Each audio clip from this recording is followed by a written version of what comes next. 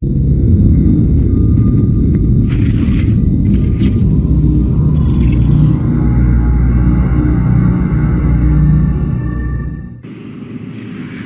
this video, let's understand how to use this persistent class to save the data persistently in your database.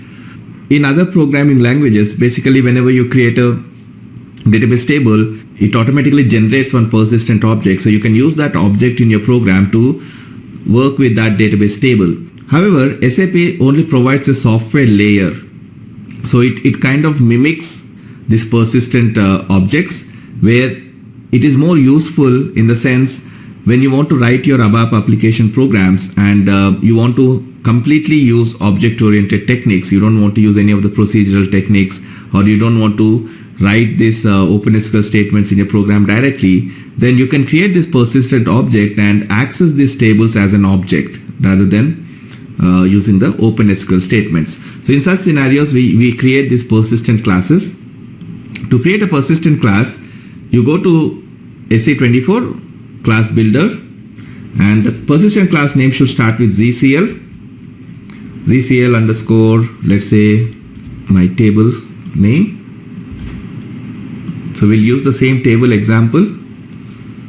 I'll say create, and here on this window you select this persistent class, and instance generation you say public and save.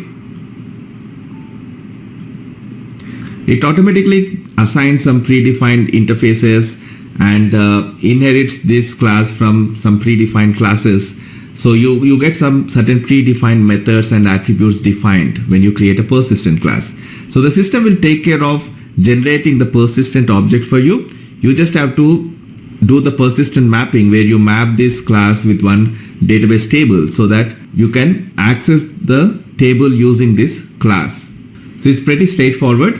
So by default, it creates certain methods, certain classes. For example, when you create a class with name ZCL underscore this, then it creates two more classes, ZCA underscore this name and ZCB underscore this name. So that ZCB class is added as a friend here. So this is the base agent class, which has all the predefined methods to take care of updating the data or getting the data from the database for you once you do the mapping. And there's also one more class that is generated, which we call the agent class, ZCA. So it starts with ZCA. If I look at this class actually has the methods that will have these OpenSQL statements to work with the data in your database table. So it creates three methods called create persistent, get persistent, and delete persistent. So get persistent method will retrieve the data. So instead of writing a select statement to get the data, you can call this get persistent method. Similarly, to create a record, to insert a record, you can use this create persistent, and to delete the record, you can use delete persistent. So it will automatically generate those methods once I map my database table to this persistent class which I've created. So if right now there are no attributes, but once I map my table, it will automatically have the attributes.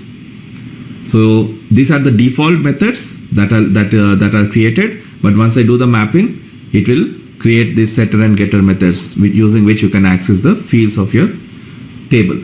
So to do the mapping, if you click on this go to persistence representant, and here you give the table name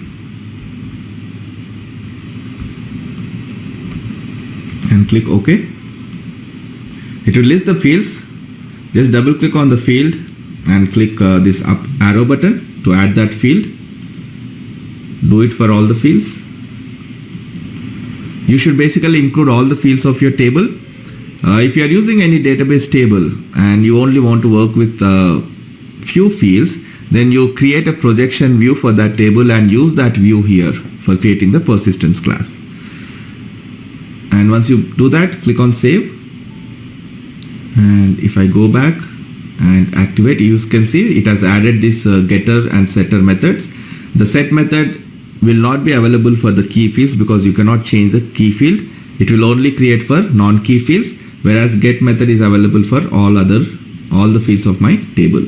Similarly, it also adds these attributes in your class. I'll activate it.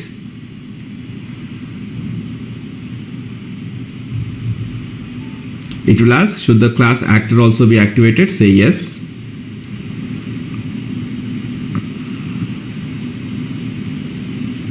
Basically, it implements a singleton design pattern wherein you cannot instantiate the object directly using create object statement in your program.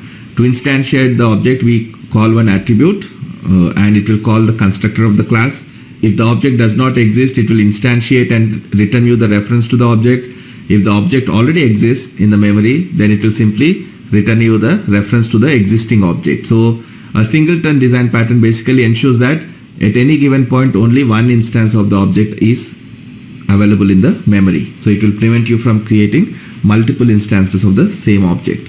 So this persistent class also implements this singleton design pattern. So if we go back to this ZCA,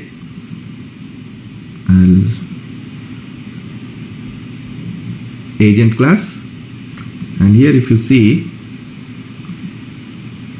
it has created these methods: create persistent, delete persistent, and get persistent. So using these methods, we can access our database table. And since it implements this singleton design pattern, to get the reference to the instance, I have to access this static attribute agent.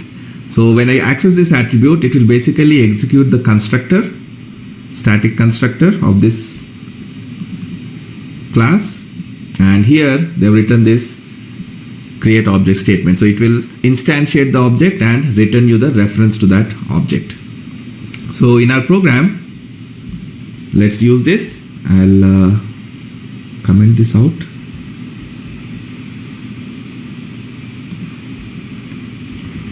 So I'll create few reference objects, data, let's say O underscore agent, type reference to. I'll refer it to this ZCA agent class.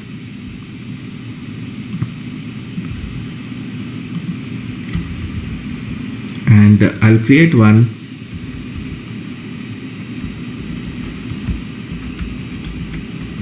reference to my ZCL, the persistent class I've created. To get the data from this table, we have mapped this table to our persistence class. So to get the data, we use this get persistent method. For that, first I need to get the reference of this object. So I'll say, to instantiate this agent class, we have to call this attribute OAgent equals to ZCA. It's a static attribute, so I can directly access it by using the class name and the static component selector and the attribute name, which is agent. So this will get me the reference to the agent class, and in this agent class, if I call this method OAgent get persistent and map the values. So if you actually see this get persistent method,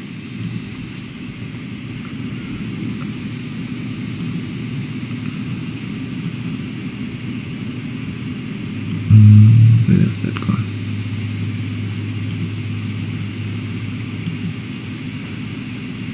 If you see this get persistent parameters, it has this iMatnar and iSpras, the key fields, and it will return you the reference to the object, persistent object. So while calling, I'll say, you can say exporting, all these things, that syntax you can use, or you can directly say I underscore matnar equals to, let's say 100 600 and I underscore spras E. So this should get me the reference to that row where MATNR is 100, 600 and SPRAS equals to E. Then I can say write O object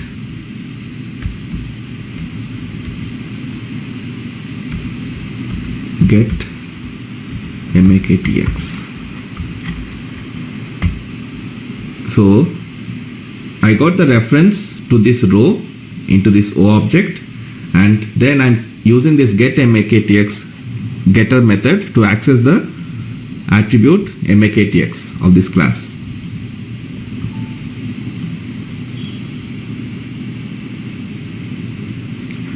Get persistent.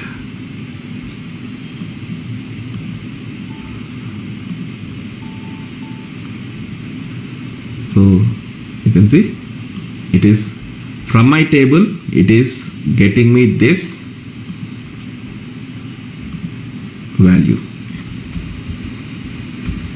So instead of writing that select single statement, I can do all these things just to ensure.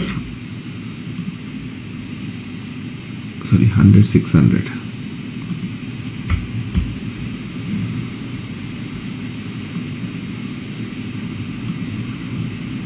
So this is the description it is getting me. Similarly, if I want to change the value, I can use this set MAKTX and pass a new value. Let's say new description, and then if I say commit work, this will basically commit the data to the database. Commit work statement.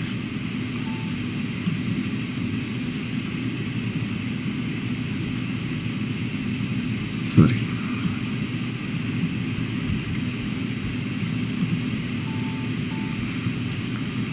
And execute.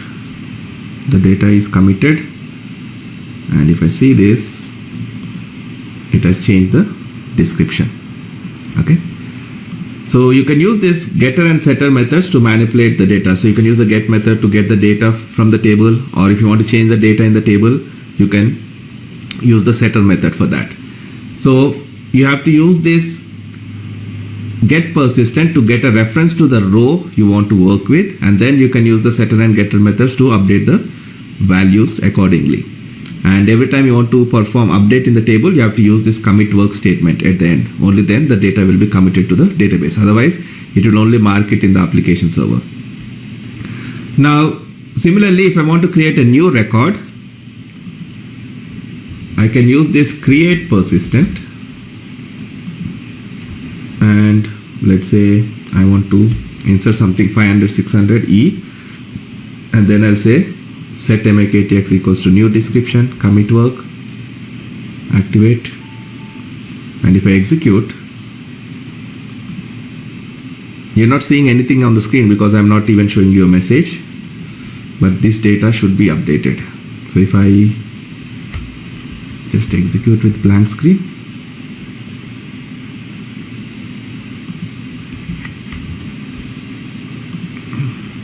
so my new record 500, 600 E new description is updated. Similarly, to try it one more time, if I say 600, 600 D, activate, execute, and refresh, a new record is added. So you can use this create persistent to create a new record. Similarly, I can use this delete persistent to delete a record.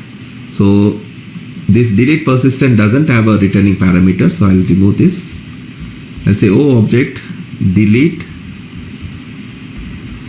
persistent, pass the key fields. I don't need this. Activate.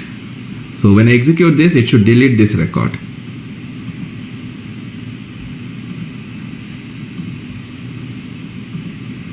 So that record is gone. So You can use these persistent classes also to update the data in your database table. Again, this is only to avoid writing the SQL statements directly in your program. If you are developing your application in complete 100% object-oriented way, then even handling the database tables, you want to do it in an object-oriented way. So that in that case, you create a persistent class for each table that you want to update, and then access these methods to work with the data rather than writing the OpenSQL statements. Basically, what this is doing is, when you created a persistent class, it created this agent class, and this agent class has those methods: create persistent, get persistent, and these OpenSQL statements are actually written in that method. So instead of writing them in your program, the system will write them in that method. So in your program, it looks as if you are just accessing the objects to work with the data. So it looks as if each database table is one object. Rather than looking at it as a relational table in the database, you are looking at that table as an object. So that's the only difference. But you can also use these persistent classes to work with the database table. So these are object-oriented way of doing things. Whereas in the previous session, what we discussed is more like a procedural way of doing things. Okay, so that's your persistent classes. So these are the two ways you can update the data in your database tables. In the next video, we'll see how you can save data in the application server. So if you don't want to update the data in the database, but you want to save some data in the application server as a file, then we'll see how you can do that in the next video. So see you in the next session.